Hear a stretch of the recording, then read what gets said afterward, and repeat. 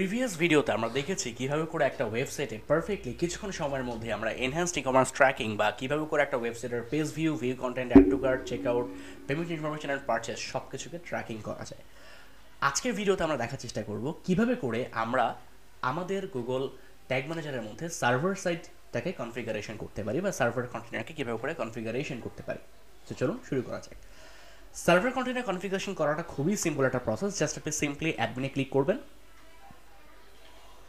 দেন আপনি কন্টেনার সেটিংসে না, আপনাকে ক্লিক করতে হবে, ব্যাকে আসছি আমি। দেন আপনি ক্লিক করবেন প্লাস আইকনে, প্লাসে ক্লিক করতে হবে আপনাকে। দেন আপনি এখানে আপনার একটা নাম দিবেন। আমি নাম দিচ্ছি সার্ভার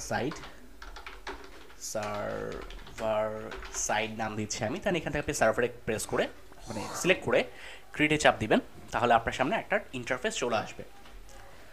পুরো ব্যাপারটা বা পুরো ইন্টারফেসটা আপনার অ্যাজ সিম্পল আপনার প্রিভিয়াস ওয়েব কন্টেনারের মতোই, বাট একটা ছোট্ট জায়গায় ডিফারেন্স আছে, সেটা হচ্ছে ক্লায়েন্ট। বাট আই হোপ আপনারা অলরেডি বুঝতে পারছেন ক্লায়েন্ট কাকে বলে, বিকজ অফ আমরা কয়েকটা ভিডিও আগে দেখেছি ক্লায়েন্ট ইনকামিং অ্যান্ড আউটগোয়িং বিষয়টা আসলে কি। সো আশা করি এটা নিয়ে খুব একটা কনফিউশন কারোর মধ্যে নেই, বিষয়টা আপনারা বুঝতে পারছেন। সো এখন কথা হচ্ছে আমরা কিভাবে করে সার্ভার সাইটটাকে ইন্টিগ্রেশন করতে পারি বা কনফিগারেশন করতে পারি।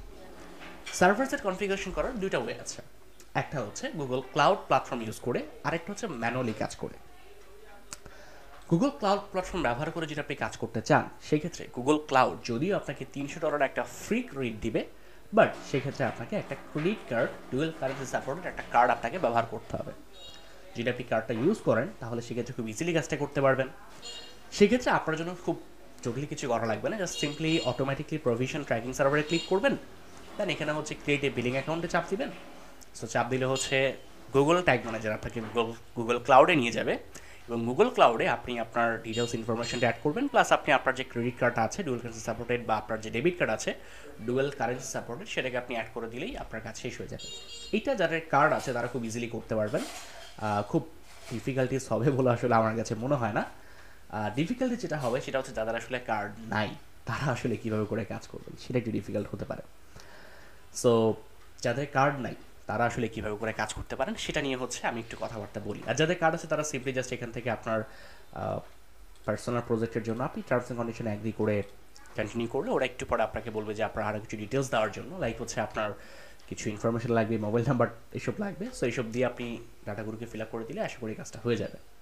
বাট আমি যেটা দেখাতে যাচ্ছিলাম সেটা হচ্ছে যে আপনারা কীভাবে করে কার্ড ছাড়া কাজটা করতে পারেন বা কীভাবে করে কার্ড ছাড়াও আপনারা এই সার্ভার কন্টেনারকে কনফিগারেশন করতে পারেন। সেটা করার জন্য আপনাকে একটা থার্ড পার্টি ওয়েবসাইট ব্যবহার করতে হবে, যার নাম হচ্ছে step.io। step.io অ্যাকচুয়ালি একটা প্রিমিয়াম টুলস, যেখানে আপনি একটা লিমিটেশন পর্যন্ত ফ্রিতে সব কিছু পাবেন, বাট তারপর আপনাকে পেইড বা টাকা দিতে হবে। বাট ফ্রিতে ওরা যেটা দিচ্ছে সেটা আপনার আমার মতো বিগিনারদের জন্য যথেষ্ট। সো ওটা নিয়ে ভাবার কিছু নাই, আপনি খুব ইজিলি এটা নিয়ে কাজ করতে পারবেন। আপনি step.ioতে আসবেন, এসে আপনি লগ ইন আর সাইন আপে ক্লিক করবেন। ক্লিক করে আপনি এখানে আপনার সাইন আপে চলে যাবেন। এখানে আপনি আপনার ইমেলটা দিবেন। আমি আমার ইমেলটা প্রোভাইড করছি, shoaibshanto.learningbangladesh@gmail.com দিয়ে আমি সাইন আপে প্রেস করছি। ক্রসওয়ার্কগুলোকে দেখিয়ে দিচ্ছি আমি। ওকে, আমাকে একটা মেল করা হয়েছে, আমি একটু যদি মেলটা চেক করি, জিমেলে চলে যাচ্ছি। ওকে, সো আমার কাছে এই মেলটা step.io থেকে এইমাত্র এসেছে। সো আমি এখানে জাস্ট ক্লিক করছি ভেরিফিকেশন করার জন্য। ওকে, এবার আমাকে বলছে পাসওয়ার্ড দিতে। আমি একটা খুব সিম্পল পাসওয়ার্ড ইউজ করছি, মানে সিম্পল না, পাসওয়ার্ড দিচ্ছি আর কি।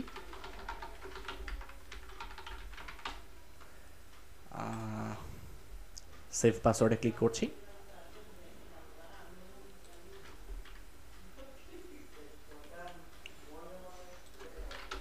আমি এখানে আমার এটা সেভ করে রাখি।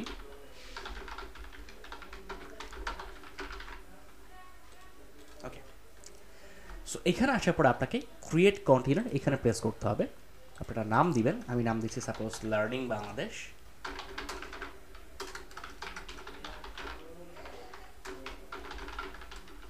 দেন একটা সার্ভার সিলেক্ট করতে হবে।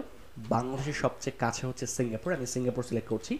দেন কন্টেনার কনফিগারেশন, এখানে আপনি যদি এই নাম্বারের উপর যদি ক্লিক করেন তাহলে ম্যানুয়াল প্রভিশনে গেলে পরে এই যে কন্টেনার কনফিগারেশন, এই কোডটা জাস্ট কপি করে আপনাকে এখানে বসিয়ে দিতে হবে, দিয়ে ক্রিয়েটে চাপ দিবেন। চাপ দিলে ওরা একটু সময় নেবে এটাকে মানে রেডি করার জন্য, দেন আপনাকে একটা ট্যাগিং সার্ভার ইউআরএল দিবে, এটাকে আপনি জাস্ট কপি করবেন, কপি করে অ্যাডমিনে চলে আসবেন এবং কন্টেইনার সেটিংসে চলে যাবেন, এখানে এটাকে বসিয়ে দিয়ে সেভে ক্লিক করবেন, তাহলে এটা পারফেক্টলি সেট আপ হয়ে যাবে। আর এটাও একটু পরে সেট আপ হয়ে যাবে, ভেরিফাই হচ্ছে, আর একটু হয়তো সময় লাগবে, তারপর এটা কাজ হয়ে যাবে। ওকে, আমাদের সার্ভার রানিং হয়ে গেছে। সো খুব ইজিলি কিন্তু হচ্ছে আমরা এটাকে কনফিগারেশন করে ফেলতে পারলাম, আমাদের সার্ভার কন্টেনারকে আমরা পারফেক্টলি সেট আপ করে ফেলতে পারলাম। নেক্সট ভিডিওতে আমরা দেখবো কীভাবে করে এতদিন ধরে যেটা বলে আসছিলাম যে ওয়েব কন্টেনার থেকে গুগল অ্যানালিটিক্সের থ্রুতে আপনি ডাটা সেন্ড করতে পারবেন সার্ভার সাইডে, এটা কীভাবে করে কাজ করে।